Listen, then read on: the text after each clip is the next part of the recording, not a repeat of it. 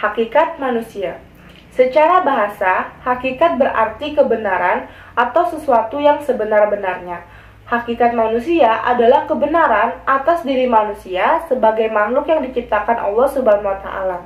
Manusia memiliki beberapa hakikat. Yang pertama yaitu sebagai hamba dan khalifah Allah di bumi. Allah menciptakan manusia dengan kekuatan untuk memimpin bumi dengan syarat manusia tersebut harus tunduk dan taat kepada Allah Subhanahu wa Ta'ala. Yang kedua yaitu sebagai makhluk yang unik.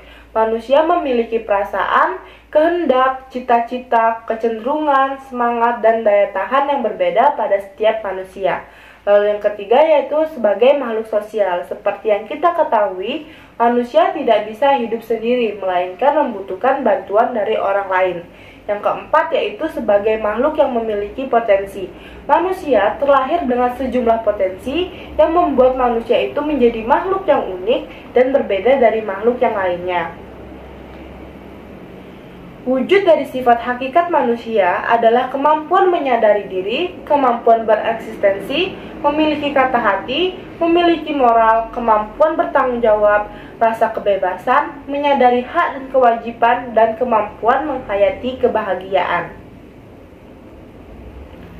Selanjutnya yaitu pandangan hakikat manusia. Terdapat 4 pandangan mengenai hakikat manusia. Yang pertama yaitu pandangan psikoanalitik, yang kedua yaitu pandangan humanistik, yang ketiga yaitu pandangan Martin Buber, dan yang keempat yaitu pandangan behavioristik.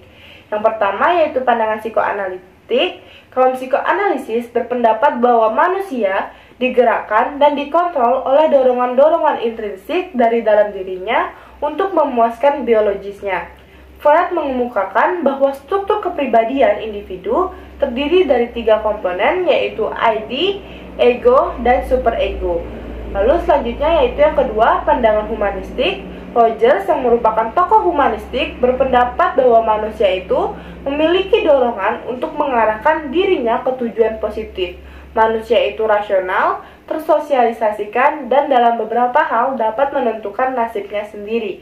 Jadi menurut Rogers, manusia ini memiliki kemampuan untuk mengarahkan dirinya baik itu ke arah yang positif ataupun ke arah yang negatif. Manusia juga bisa mengarahkan dirinya ke nasib atau menentukan nasibnya sendiri, akan tetapi beberapa nasib tidak dapat ditentukan sendiri oleh manusia. Salah satunya yaitu maut. Selanjutnya yaitu pandangan Martin Buber. Buber berpendapat bahwa manusia tidak dapat dikatakan pada dasarnya dosa dan dalam genggaman dosa, melainkan manusia merupakan suatu keberadaan atau eksistensi yang berpotensi.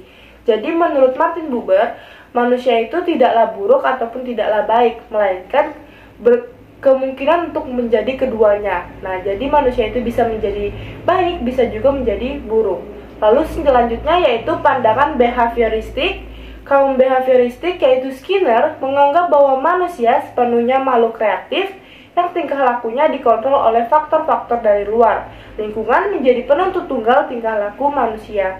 Hampir sama dengan pandangan Martin Buber, menurut Skinner manusia itu netral, bisa baik juga bisa jelek. Nah, apa yang mempengaruhi manusia menjadi baik atau jelek itu tergantung dari lingkungannya.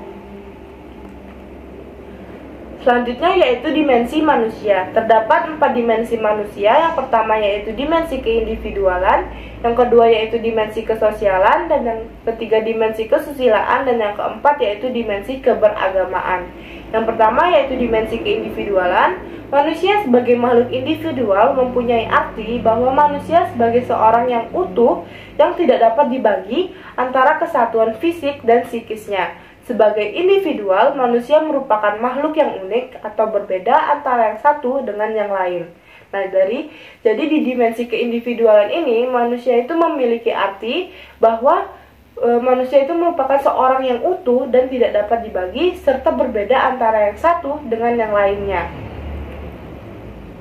Selanjutnya yaitu dimensi kesosialan. Nah, dimensi kesosialan merupakan dimensi yang didasarkan pada tiap-tiap individu yang diharapkan dapat bersosialisasi dengan lingkungannya dan menjalin komunikasi yang baik dalam kehidupan sehari-harinya. Seperti yang kita ketahui, manusia itu merupakan makhluk sosial yang tidak bisa hidup sendiri, melainkan membutuhkan bantuan orang lain. Jadi manusia diharapkan dapat bersosialisasi dengan lingkungannya, serta berkomunikasi dengan baik dalam kehidupan sehari-harinya. Selanjutnya yaitu dimensi kesusilaan. Pada hakikatnya, manusia itu memiliki kemampuan untuk mengambil keputusan susila serta melaksanakannya, sehingga disebutkan manusia itu adalah makhluk susila. Nah, dalam norma itu kita diajarkan perilaku yang baik itu perlu kita lakukan, sementara perilaku yang buruk itu tidak perlu kita lakukan atau harus kita tinggalkan. Nah, manusia itu memiliki kemampuan untuk melakukan keduanya. Nah, jadi apakah manusia tersebut akan melakukan perilaku yang dinilai baik atau akan melakukan perilaku yang dinilai buruk?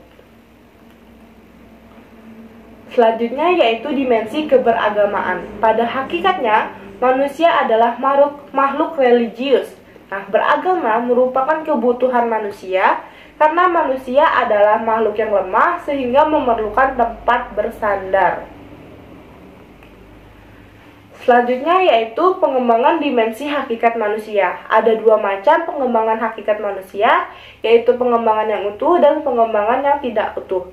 Pengembangan yang utuh dipengaruhi oleh dua faktor, yaitu kualitas dari hakikat manusia itu sendiri secara potensial, serta yang kedua yaitu pendidikan yang membantu untuk proses pengembangan dimensi hakikat manusia tersebut. Nah, pengembangan yang utuh ini terbagi lagi menjadi dua, yaitu yang pertama wujud dimensi, yaitu dimensi keindividualan, dimensi kesosialan, dimensi kesusilaan, dan dimensi keberagamaan. Lalu yang kedua yaitu arah pengembangan. Nah, arah pengembangan ini, 4 dimensi yang tadi itu saling berkait dan tidak dapat dilepaskan. Lalu yang kedua yaitu pengembangan yang tidak utuh. Pengembangan yang tidak utuh terjadi jika ada unsur yang terabaikan untuk ditangani. Nah, pengembangan yang tidak utuh berakibat terbentuknya kepribadian yang buruk. Nah, pengembangan semacam ini merupakan pengembangan yang patologis. Kesimpulannya, hakikat manusia sebagai makhluk ciptaan Allah Subhanahu wa taala meliputi beberapa dimensi.